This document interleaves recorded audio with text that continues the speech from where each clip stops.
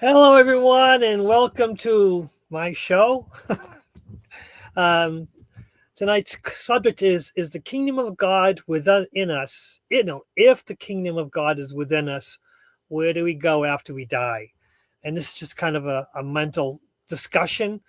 Everything we come up with, it might not ring with some people. They might disagree 100%. That doesn't mean either of us are wrong, but I welcome the comments. Because if you're watching this later, you can comment away and I will read and react to any of the comments that people give me. But welcome, Grandpa Brian. Grandpa Brian, how has your week been? Been good. Been working indoors all week, so I haven't had to be out in the cold, which has been nice. So, other than that, get it warm up a little bit next week. So, I think 55, I'll be wearing shorts and a t-shirt outside. I hear you there. I hear you there. And Trina, how is Arizona treating you? Oh, it's 80 degrees and sunny and beautiful and wonderful. But I did jam my finger really bad at work this week, so that hurt. Yeah. So, but other than that, just work and beautiful weather and yeah, all is well. Yeah. Yeah. Yeah, I've had a fun week myself with people, and I'm very straightforward. And my boss says to me, please just be a little bit nicer with your responses. I'm like, I'm nice every response. I just tell the facts. But some people can't handle the facts. But again, but I'm like, okay.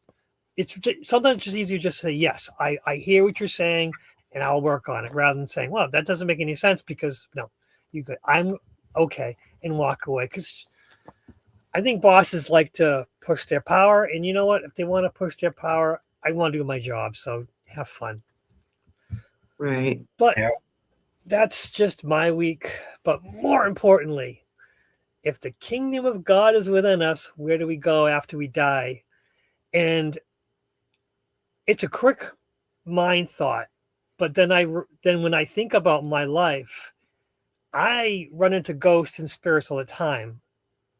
Where we go.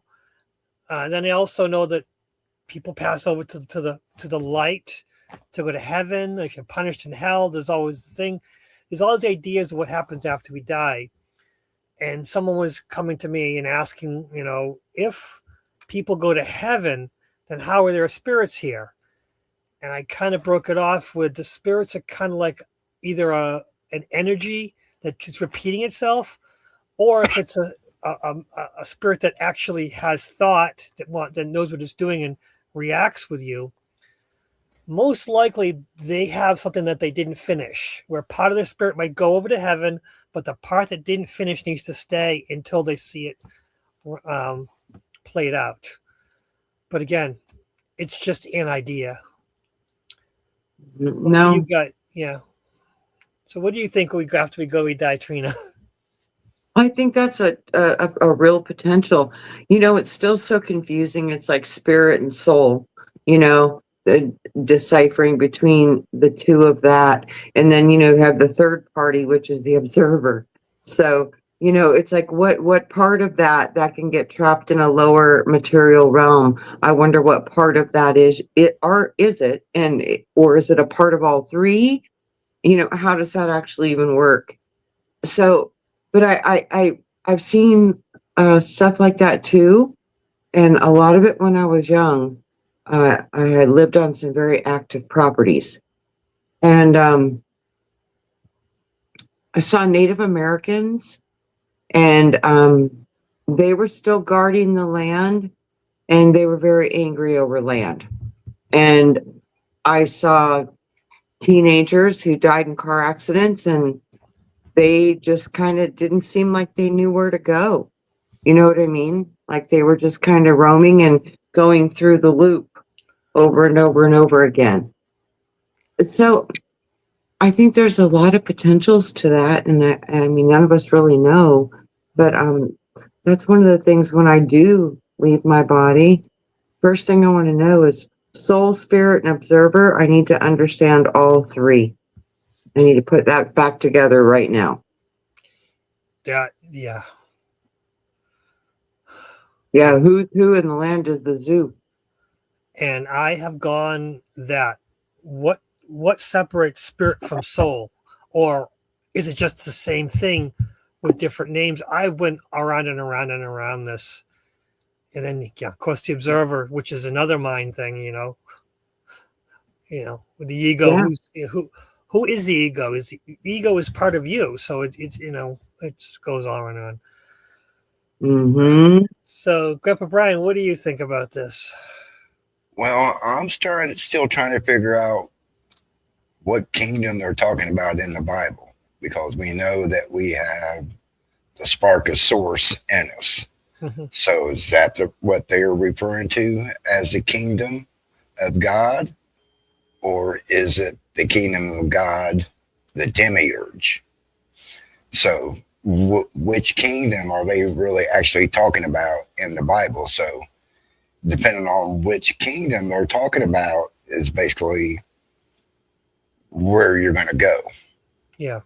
Most of us, when we die, we still get stuck here because we all know that we're in a simulation, whatever you want to call it. And it's a recycling simulation. So to me, that is more of like the demiurge kingdom of God. So is that where we're going when we die? Or are we actually really can go back to where our spark from the true source came from? Hmm. You know what I just thought about when Brian said kingdom, kingdom, another freaking dome, which means it's probably still in the matrix. You see what I mean? That was what just literally came in. It's like, oh yeah, you're getting transferred from one containment bubble to another one. Hmm. Yeah, that is tough. Uh-huh. You're going to another kingdom. You're going into another enclosure, potentially. Oof. Yeah, I don't want that, but yeah, that's It could be happy as all get out. I mean, if it's your heaven, the kingdom of God, the heaven, that if that was within you, that means you might go where you imagine that would look like. So maybe you get to create it. Or maybe. you go to one that's like equivalent to your resonance, what you would imagine it would be something close to that. I don't know. Yeah, that makes sense. But yeah, it is a scary. It you bringing up the King Dome, and then you saying that you can make it to make yourself more comfortable, and then that brings you back to the most powerful trap is the one you make your own. It's so Yes. Yeah, Yeah. yeah, yeah, you yes. trap. You're making exactly what you want. Yeah, It's everything yeah. you want to be happy. Uh-huh. You don't go anywhere. That's a trap. Absolutely, of your own Yeah. making. Hmm. Because you're believing you're going somewhere that you believe is heaven, but it's really not Yeah. heaven. It's like what Trina said, it's what you perceive when you die, what heaven is. Yeah. So that's what are you truly escaping when you say the kingdom of God is inside of me and that's where I'm going when I die? Is that actually where you're going? Or are you going someplace else that is perception of what you think the kingdom of God is? That is interesting. And then, hmm. Because, it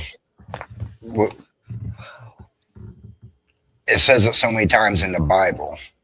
I mean, at least 6 or 7 times that the kingdom of God is inside you. If you watch a lot of William Donahue's, Yes. just constantly repeats that, the kingdom of God is inside you. Like I was telling Trina the other day. All right. When he just passed away, did he get caught back into the recycling, or did he actually escape to where he thought the kingdom of God? You know what I'm saying?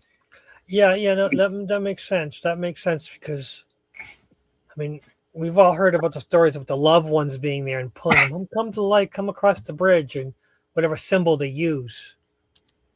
Um, suppose our pets are there, our animals are there, And for me, that would be the toughest thing, is like, seeing my pets at the other side of, of the tunnel, with the light on it. I don't want to go to the light, but my friends are there. Oh, that's a tough decision. And that's something they would probably do but then if you don't go to light, where are you going? Do you make your path? But That's what I think about. Go ahead, Brian. yeah, just like for William Donahue, the kingdom of God, when he passed away, maybe he was seeing the image of Jesus and said, wow, that is the kingdom of God. And that's where he went to. Mm-hmm. But is that really the kingdom of God that he went to? Or was that his perception of what he thought the kingdom of God would be when he crossed over? Because, we all know we've lived many, many lives. Why do we keep coming back? You know what I'm saying? I mean, you would think we would have already figured out how to escape out of here if we knew we were in a trap. See, the problem, like Trina said, is sometimes, they say, what do you want? So I'm on the thing that this is just an adventure. This is a carnival. We're here to play. We're here to experience, because as omnipotent spiritual beings, we have everything. But then when we come this, we learn to appreciate what, and once those powers are back. So maybe this is to experience the nothing. I mean, honestly, let's just say people who work corporate job. I have friends, corporate, computers, buzz, buzz, buzz, buzz. And for like 3 weeks out of the year, they go away and they go camping with nothing. So they want to unplug and go and live simply. Is that what spirits do, where spirits are, have everything, but they want to experience the joy of receiving, the joy of appreciating everything? I don't know. I don't know where I started with this, but again, I've just been thinking outside. We were born here. Why do we have so many lives? Keep repeating it. Maybe some of us say, "Hey, I did this a couple lives ago. I'd like to try this out again." And maybe some of us enjoy life, and that we just enjoy cycle. I know everyone thinks that, go to the 5th dimension or the 7th dimension and everything. But what if that's not the whole thing? What if going there is great and all, but maybe there's something in the 3rd dimension that we need to incorporate for us to feel satisfied, to be our true potential. That's my wife believes in karma and everything. I believe karma is what we make. I also don't think that we're forced to have another life. I think we negotiate and make a choice. But go ahead, Trina. I'm sorry. No, you're fine. I think, it's like, okay, if the kingdom of heaven's inside of you, where do you go when you die? You look at all these ancient belief systems, like the Egyptian Book of the Dead, and all the different levels you got to get through when you die to get past these like gatekeepers. So, it appears that there are beings that are going to want to keep you playing in the game. And, have you seen the DMT studies where people are smoking DMT and they're looking through a laser beam and they're seeing code? I have heard that story. It's wild. Wild. I'm like, wow. And everybody's seeing the same thing. So they're seeing the code like Neo in the Matrix. I mean, this is literally kind of what it looks like, ironically enough. But it just seems that's more evidence that this could be a simulation. So if this is a simulation, then where's your body?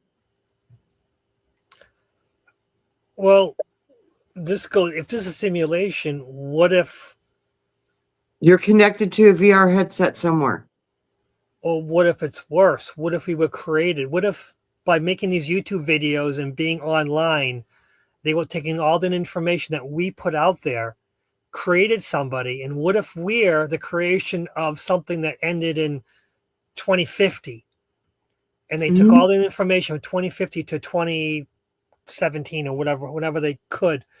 Actually, Yeah. YouTube 20 doesn't matter.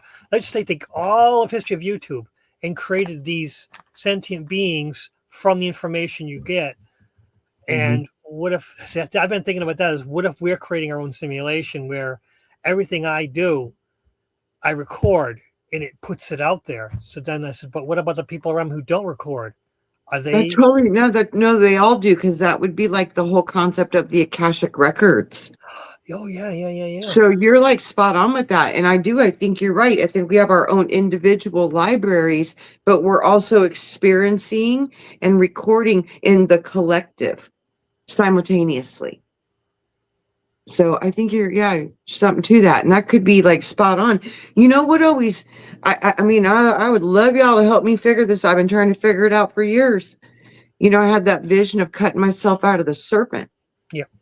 And, the words, you know, because words are important, you know, and the words that were spoken was when I realized that all of this was a simulation and that this wasn't the true prime reality, and that this was not where I was from, that somehow I was virtually being connected to a position in creation and experiencing some type of simulation, be it bioorganic.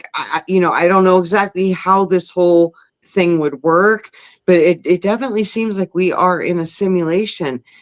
And when I kind of started figuring that out, I was like, because I've known since I was a little kid that something wasn't right here. I knew it.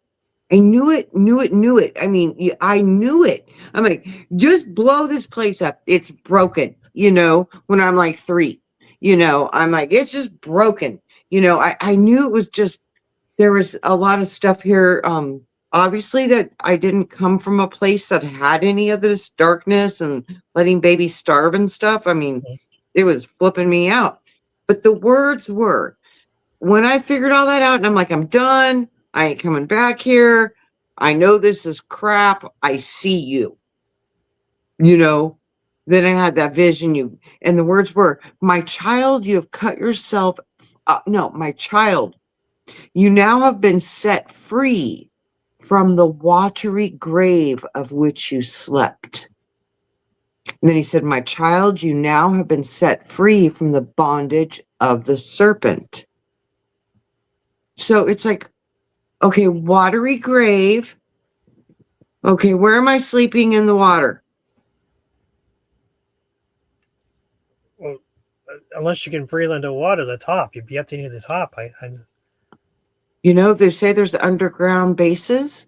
Oh. They say there's lots of things down under the water that we have no idea about. And those are the advanced civilizations. If we have them, they're advanced because we still can't get down there. So they're smarter than we are. So could be down there. I've had some astral travel trips, and I saw some magic pyramids all on the floors of the oceans. And this is just my imagination. Nothing can be validated. But I saw all these pyramids, and I knew there was a consciousness being held in every single one. And there were lots. Or are you in like a spaceship like Neo? In a tube, in a liquid tube. We said watery grave. I mean, what? You know? So yeah, I've been trying to figure that one out for a very long time. But all of that was only spoken after I realized that this is not prime reality in some way, some form. That whatever my consciousness is, it's participating in this little video game. But this ain't got nothing to do with where I come from. My, you know, I keep hearing too, you know, stars, all these little fixed points of light that emanate their light down onto this realm, and they're fixed. They don't move, you know. They don't, they're always there. They've been there for thousands of years. So what if we're all one of those little points of light projecting into this reality? Mm.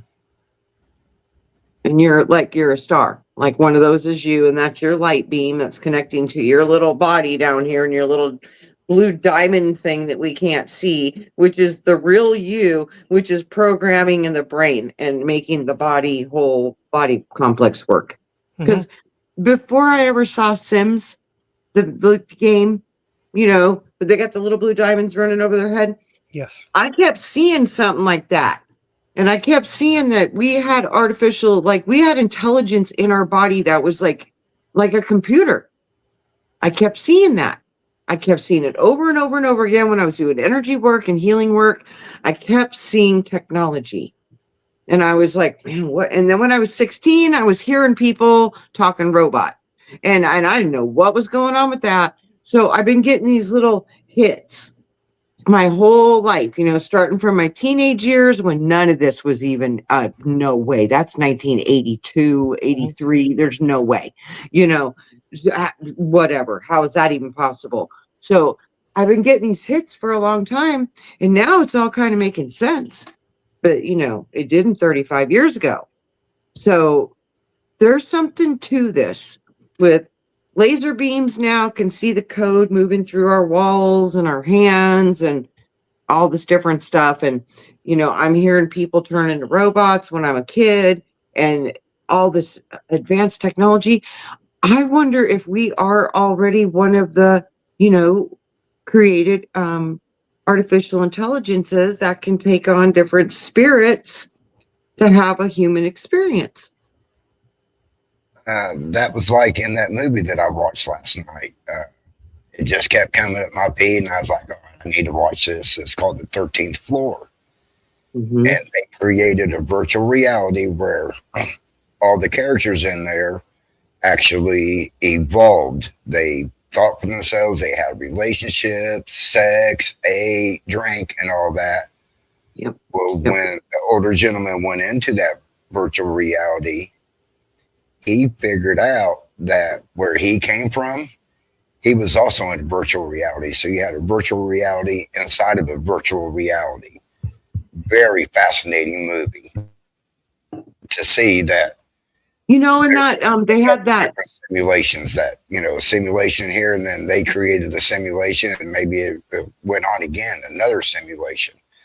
So it could fall back to where boom, boom, boom, and you're a user in this simulation having an experience. Because when they went into that virtual reality, when they created theirs, when they went in, the character had its own consciousness. But when they came in, they would take over the consciousness of that virtual reality person. And then once they unplugged, it would go back to them, and they were like, well, why am I here? Where am I at? What's happened the past couple hours? Because they stepped in and took over their consciousness. So I wonder if that is happening here also, to where we're just actually stepping in and taking over the consciousness in this reality when we're actually in another reality. That was my kind of understanding. It's like, how people talk about a higher self or an oversoul? Like that is to me connected to the observer part and also the spirit part. And then like the soul seems to be the more magnetic part of it, the part that's literally receiving the code and manifesting it in the real world. Like the soul is the producer of the matter, but it has to go through those two filters, and that has to all be in a trinity, and all three have to agree before anything actually goes into matter. So I saw that with healing too. If you get all three to agree, the body will change. It's amazing what you have the capability to do. It's completely miraculous. But I've been looking at in the Westworld. There's so many movies now that are showing this stuff that like people are actually robots and they don't know it? What if there's just multiple kinds? You've got bioorganics, and then you've got, we're making them now. And then this would be like the perfect thing of as were the days of Noah. Because, they were playing tinker tots with DNA and making things and putting things together that shouldn't be. And that's why they said we had to flood everything to clean the slate, because everything got so messed up. So, yeah, I wonder if we've got this thing over us that's not in our body. And that's the real you. So it's like, okay, how is that animating from some location into this avatar and into this moment? How is that working? But I see like a Sims character with a little diamond, and you're playing the game and you're controlling that little region of your little world and your little game. And kind of it's the same thing you're doing here. You're controlling your reality and your little game by what you want to experience. And it's just, wow, the potentials are endless. So would you say like the oversoul or the higher self is actually the computer user for this avatar? Yeah. And then I think there's another one over that one. Wow. Everything's in 3. So you got this one, and then, like the Russian dolls. Mm-hmm. See, they know. There's what, 12 of those or 9? What is it? That's representing dimensions in your damn body. They know. The Russian dolls, they know. They're onto something with that. That was another clue for me. I was like, a body inside of a body, inside of a body, inside of a body. Wow. Well, I think there's 5. I don't know. But that would be the 5 senses. So I'm like, it's all, the clues are kind of everywhere, but it's like telling a fish it's in water. How would you ever know when it's all you know? Yeah, that's true. Yeah. I never thought of it like that. We just wouldn't know. That's the truth. If we don't know it, we don't know what we don't know. That's the problem. So we're kind of what we believe is the best from the information we receive, but who? Right. But how do you know the information that you're getting is actually true? Because we don't. I mean, a spirit can come in and tell you something, but how do you know what they're telling you is true? It could be someone just back there in the background writing a program in to give you that information. Yeah, true. I mean, that is the problem working with spirits, is what they tell you, it comes out by the end to be true, but is your own actions making it true? It's a lot to that. Right, because the thought was put in your head, so now you're thinking it, and then all of a sudden you manifest it because you're thinking it. True.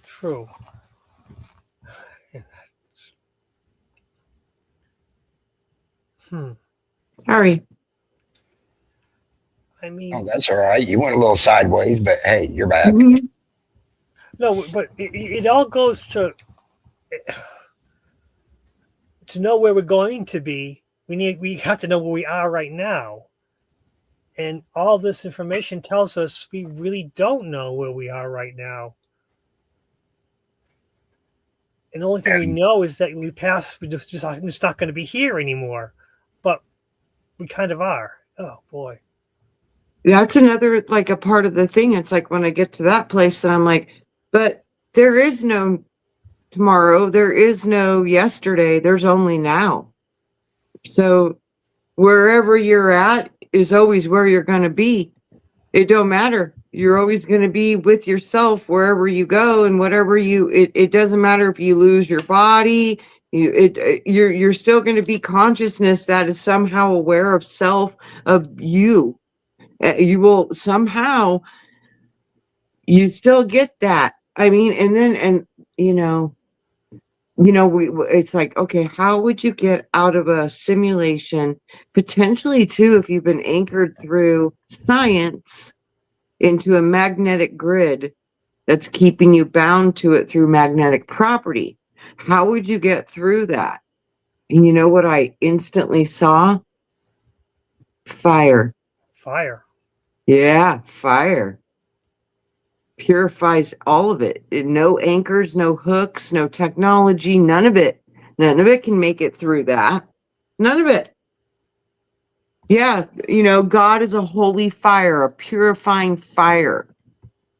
So I wonder, people are so afraid of fire, and I wonder if that's one of the gates you have to go through, have to go through the fire. But I don't think it's like a hellfire. I think it's like a wall, like a membrane, and it might be fire. It could be white fire, though. It could be blue fire. It could be plasma fire. I don't know. But what if you have to go through fire to get out of this, whatever it is, which is probably as big as the whole universe? I mean, if the stuff about Yaldabaoth and the demiurge from the Nag Hammadi talking about the material god, that's a blind god, and that's why everything here is broken, because it's, a blind god. He can't help it. He can't see, kind of not his fault. And, when I went into the consciousness of that, I couldn't believe how similar it was to us. And then everything made sense. Oh, now I know why we're broken, and now I know why it's broken, and it's not its fault. It just didn't have its fullness. And it's kind of like you kind of can't be mad at it. It was born that way. It didn't ask for it. It didn't do it, but it happened. You know what I mean? So, it's not about, hate and this. And I had to go through that too with the whole reptilian thing. And then, they laughed and said, you're all reptilian. I'm like, what?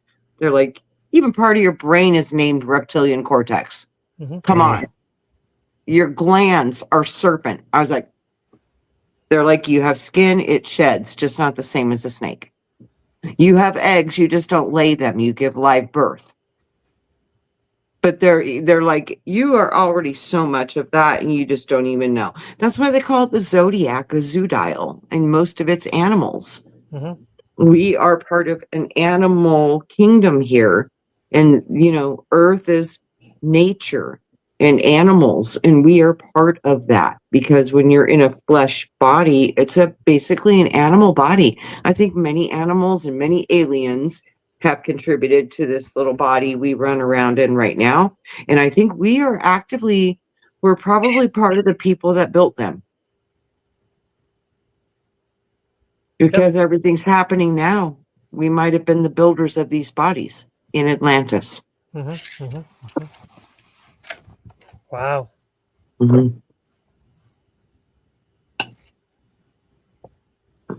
Hi, Robert. So then there's like, so we're physical beings, maybe in a simulation. I mean, each version of this is a different path after, like if we're simulation, is that when we die, we just end the program and then we wake up from our virtual reality. Possible. I mean, or is it when you die, just restart another version? Darn, I lost this character. I'm gonna start the game again. Because if we're in virtual reality, we must be doing it for a reason. Unless we're playing around, unless we're goofing around, unless this is an entertainment site. Well, what do you do? simulations for? Because you want to see how it's going to work in real life. Yeah, true. What if we're running simulations right now for current existences that we want to actually go and do, but we're running the simulation right now? We don't know how it would work, so we decided So we're going to run it play on a sim. Yeah. Yeah, that makes sense. That makes sense. Mm-hmm. Yeah. Well, that's why I call it Sims. And that's why I got that little blue diamond over its head, which is the true commander communication device to the person up there with the joystick. Yeah, yeah, yeah. And then that joystick is connected to a computer game, and that computer game is connected to a server, and that server might have a higher version of you operating a different game system, which is even much more complex and much larger than this one. So yeah, rabbit holes. I dive deep and it gets in some squirrely slides.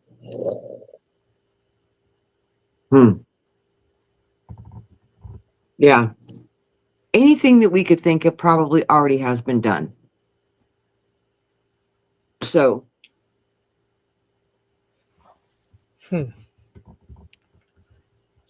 That's a wow.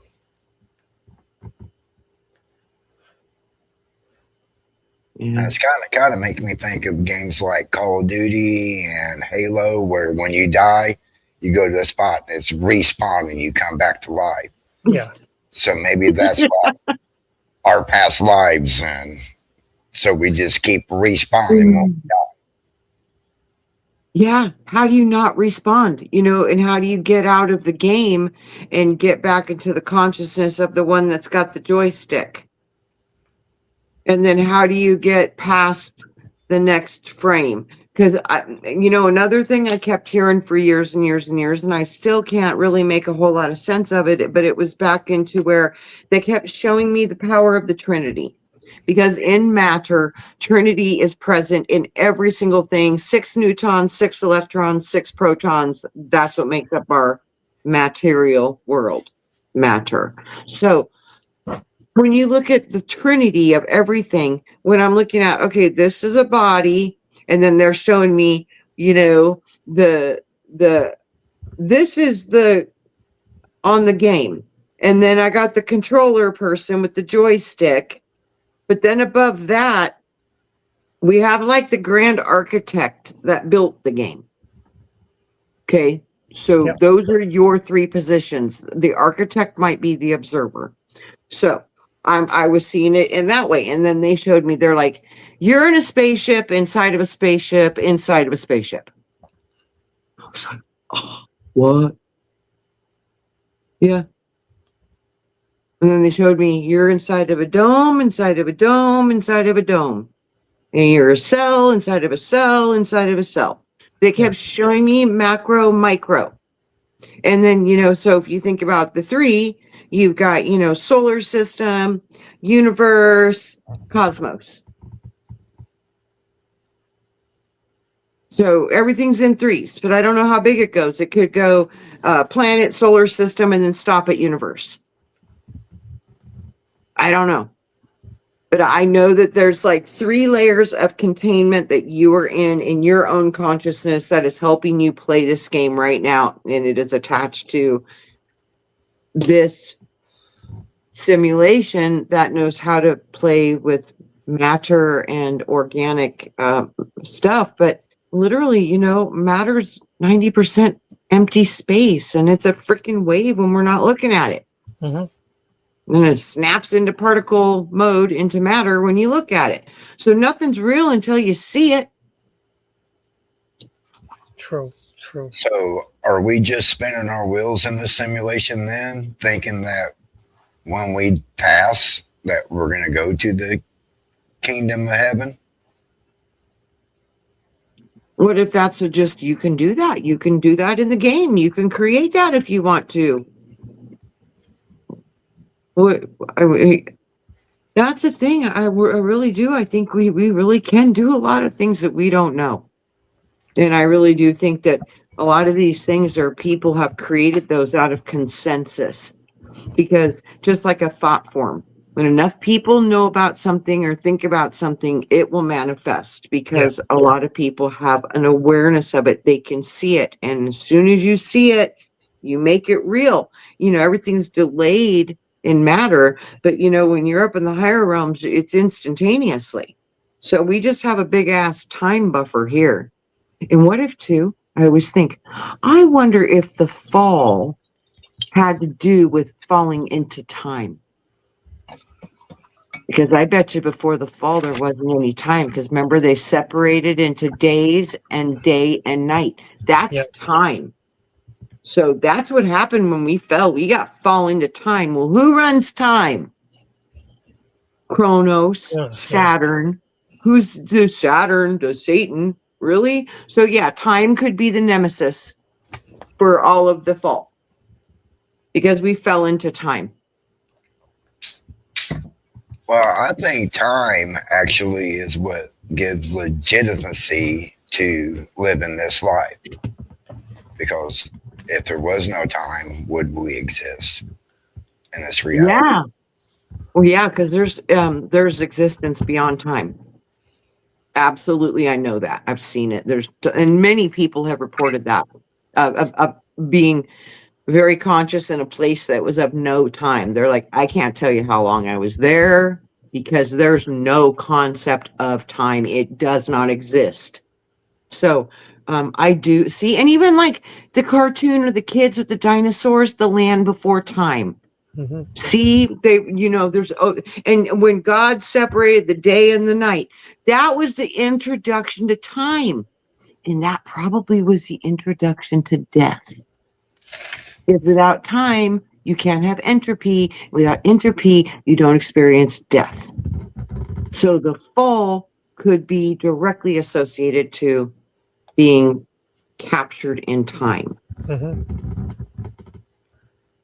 So time would be the matrix then. Could be, for real. Mm-hmm. And everything on computer works on clocks. Yep. Right. So that could be very, very, very possible. Yeah. Mm-hmm. Yep. Who knows? There's so many potentials. My God. Mm-hmm. So many potentials. But yeah, I've been thinking a lot about that stuff lately. I'm like, well, what is this time thing? And how did we get hooked in here? And everything works on time. It's just, when I started looking at all these things, okay, how could my consciousness be somewhere I don't want it to be, especially if I don't even have any knowledge of it? How do you get out of something like that when you don't have an awareness of it? Mm-hmm. You see what I'm saying? I really started digging into that, and that's how time and all these different concepts come in. And then when I started really understanding that, especially now that we know a little bit about the quantum field, nothing's real until we see it.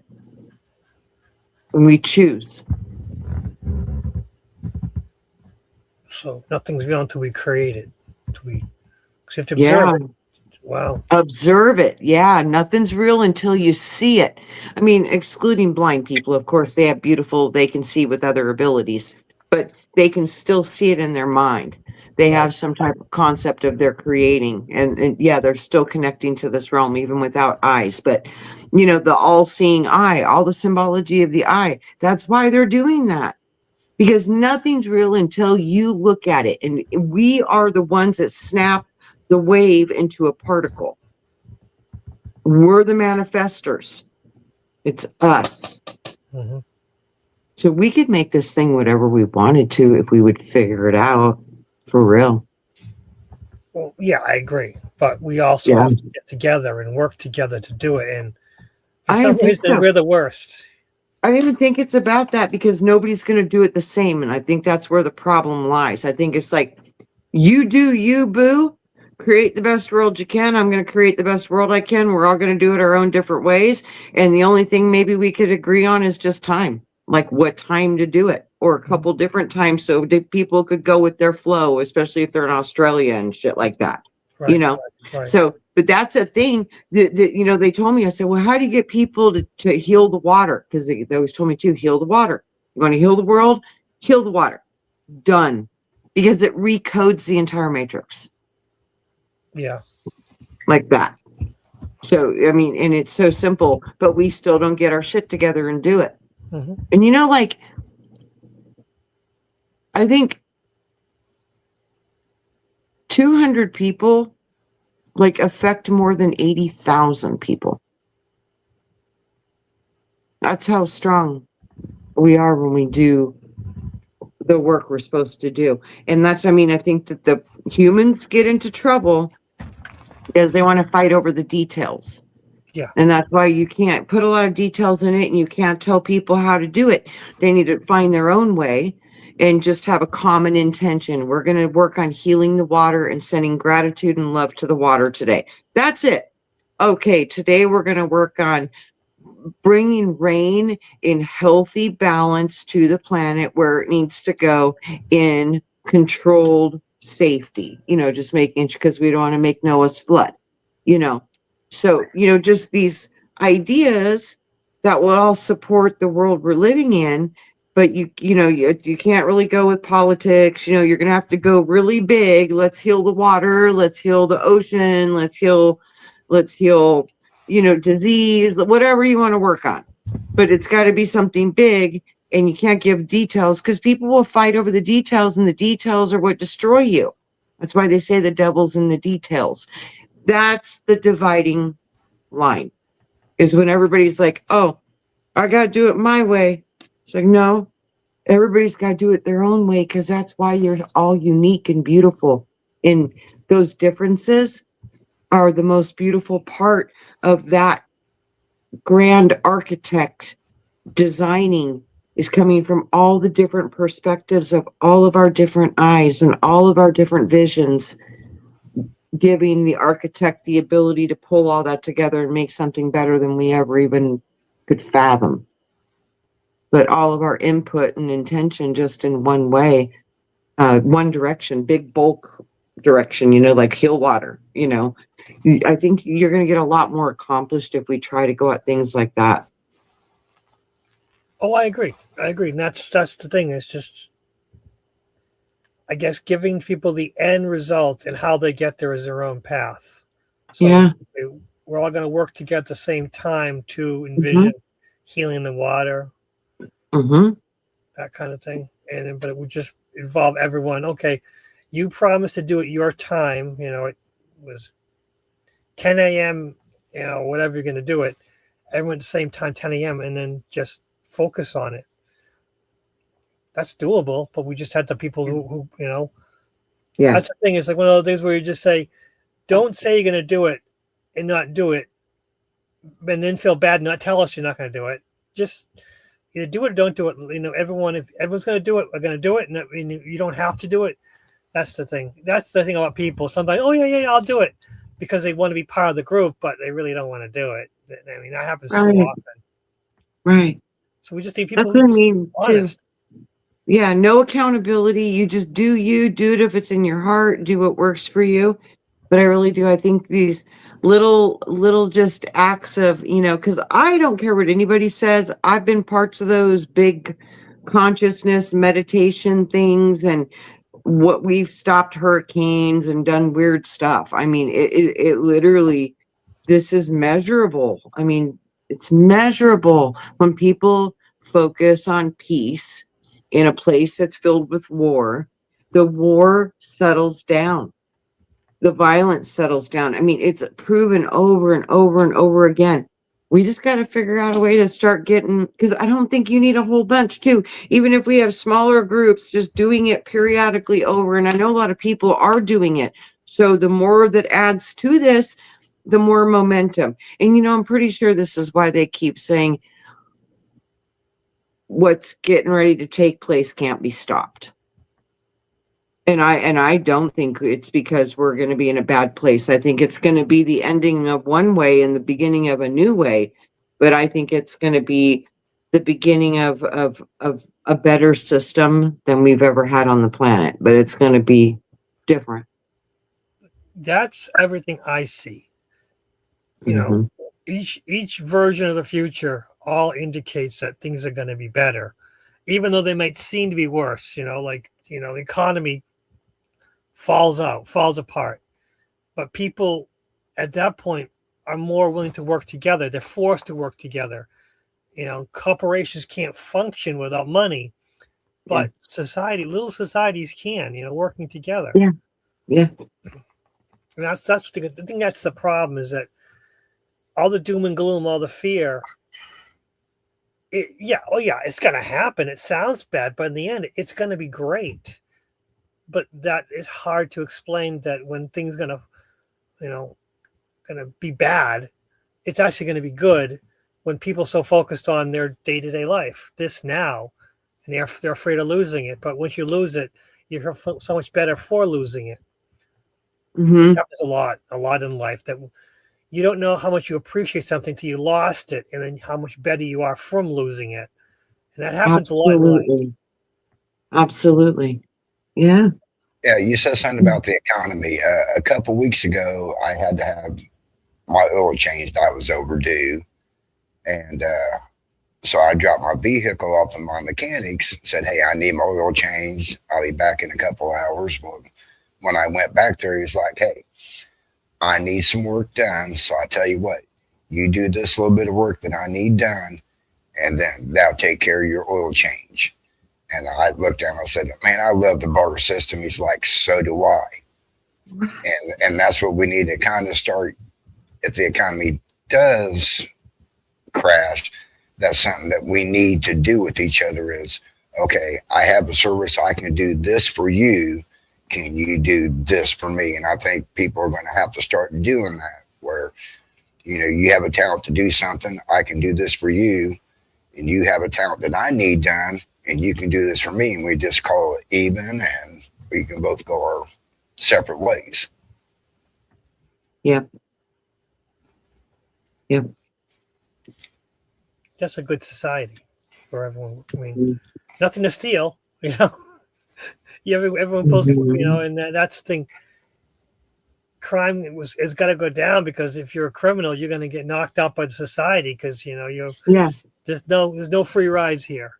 That's it. And everybody knows everybody, and everybody watches, so there's nowhere to hide. There's nowhere to, it's kind of like the telepathy could go off the charts. You're actually connecting back to your community like you haven't done since, how long has it been? And that's how we're supposed to live. So I have a feeling if we started doing it, we would connect and turn on really quick, because I think it's natural to us. We don't really do it anymore because we're not living in communities with our families anymore. Well, And they did that on purpose. Yeah, I think when this country was founded, that's how people acted was, I helped you build a barn.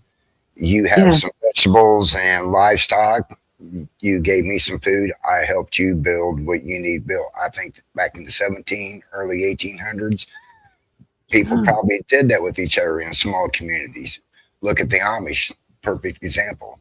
They all get together, they pitch in, they help someone build something. They all bring food, they all share. We can learn a lot from the Amish, because, they work as a community where a lot of us really don't work as a community. I mean, how often do you go and work with your neighbors? True. That's another thing. It's never, because right, everyone's kind of self-sufficient. That's the thing. It's so funny, Lucky. My dad, we built our house with all of our friends. And we did our cabin that way too. We built our cabin. It was a bunch of friends, and you know what? We all helped each other. So when it was time to go and set and caulk their logs, we all showed up. We did do that. I grew up that way, and it was really amazing. And even though it was still, a more of a modern time, no, my dad and they all still kind of operated that way. I scratch your back, you scratch mine. And, it started with their love of fast cars when they were kids, and they would start building cars for each other, and they'd buy and swap parts and help each other. And, oh, I'll buy the car at the junkyard this week because we need, 5 parts from it. They worked together. And things are really better, and it's a whole different experience when you build it with your own hands, with people you know and people you love. Yep. Yeah. They help you in return. When it comes time, you help them. Yeah. Yeah. I hope we get back to that. And it's going to be hard because there's going to be people going really big into tech, and there's going to be people that are going to want to go more into the rural. So I think we're going to see more of it because it's going to become necessity. It really will.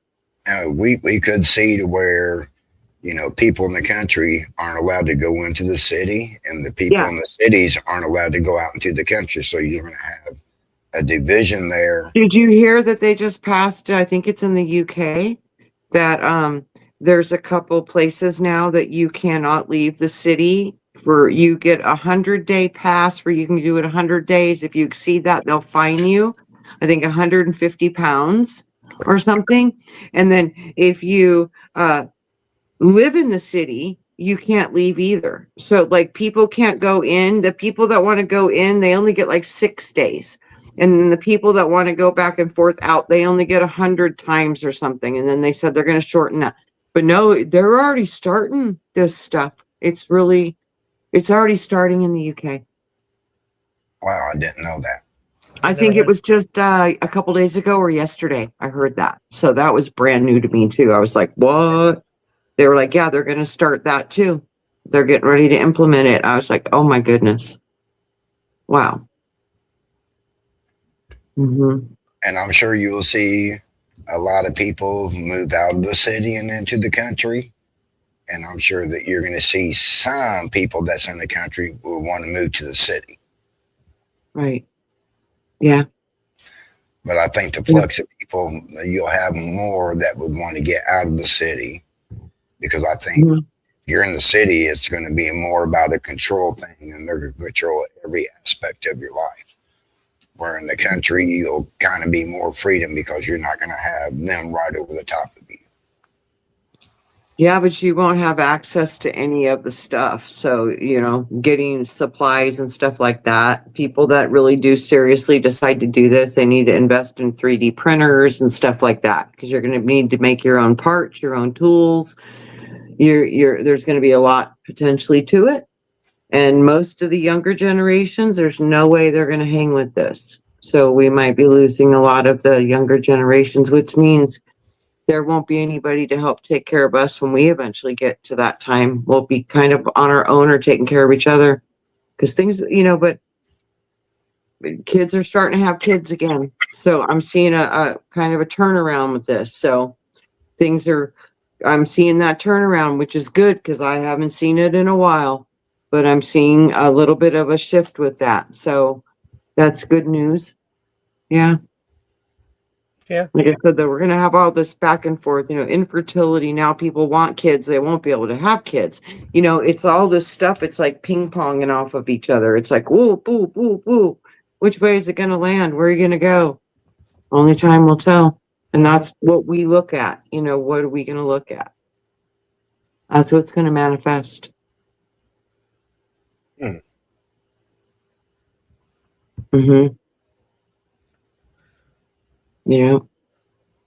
Yeah, I guess I pray for the UK, man. They're getting hit so hard with so much stuff, the immigration, the safety. A lot of people don't feel safe. I know in Ireland, they couldn't even ride the subways for a little bit. There's been a lot of issues with safety and stuff, and a lot of these people are having a really hard time because things have really changed where they've lived their whole lives. It's no longer recognizable. And Wow. yeah, there's a lot going on over there. So pray for them and pray for some type of restoration of balance and peace and safety for them. Yeah, and they did some weird opening at the Olympics and they said it was Italy, for Italy, celebrating Italy's music or something. Every time they do that show, it's messages about something's going to happen. And the first thing they showed, I guess, was Italy. I'm like, uh-oh, I got a lot of family there. Interesting. Interesting. Yeah. Yeah, I can't wait till they start decoding all that stuff. It's usually very interesting. Well, it's a lot of work, but they hide it in plain sight. So, the game. Yeah. That was a game. Yeah. Yeah. Okay, Yeah. we've we've gone all of, we got, rabbit trails upon rabbit trails. That was fun. And we've got our hour in, and thank you, Witchy Trista. Thank you, Millie. Thank you, Lori Alderkin. I saw her around. Thank you, Beyond Truth. Thank you, everyone. Thank you, everyone, for coming and watching my silly show. I appreciate all you people.